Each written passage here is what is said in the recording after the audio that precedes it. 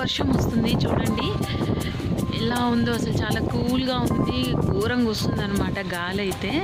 చూడండి ఫ్రెండ్స్, నల్లగా అయిపోయింది అనమాట, మొత్తం కారు మబ్బులు కమ్ముకుంటున్నాయి.